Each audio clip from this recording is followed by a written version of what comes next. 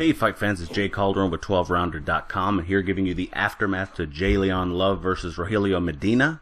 Happened on Las Vegas. About two fights to cover here. In the main event, Love was upset by Medina with a vicious left hook in the third round. That's really what started it. He got tagged on the way down with another left that might have really left him incapacitated, but ultimately it was that first left hook while Love was in the corner that ended matters. It was a big upset. Love was expected to win. He and his team were claiming he might be one, maybe two fights away from a title shot. And now he and his team must be looking towards rebuilding his career, which is going to be a little difficult moving forward. He's been dropped several times in his last few fights. He was dealing with a bit of an issue in terms of being able to take a punch, obviously, and also had the drug testing that went wrong, obviously, in the Gabriel Rosado fight.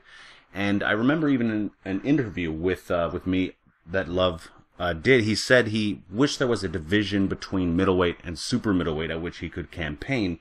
And that could tell you a few things about whether or not he feels truly comfortable at the weight.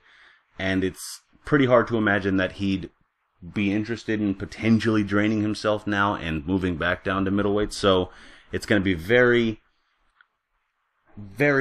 interesting to see him moving forward in this, considering all the circumstances. For Medina, he's at least guaranteed himself a pretty decent shot, perhaps at super middleweight against someone looking to beat the guy that beat Love. And so it should be pretty interesting maybe in his next fight, see how he turns up. He looked pretty good in there, a little elusive. He was cutting off the ring pretty well. He seems to be a smart guy, so I look forward to seeing him fight at least another time. In the co-feature bout of the evening, Badou Jack came back with a pretty calculated decision victory over Jason Escalera. Escalera was tailor-made for Jack. Jack was able to pick him off with the jab.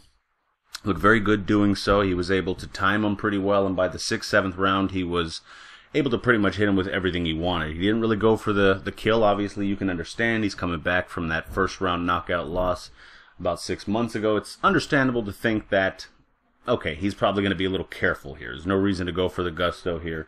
He did put a little bit of pressure on in the 9th, 10th rounds. You got to give him credit for that. But overall, it just seemed like a fight that he sort of, for his own morale, he needed to get out of the way. And that's pretty much what he did. He won a very comfortable decision and looked pretty decent doing it. Escalera is just too limited to make him have to do anything more than he really did in that fight.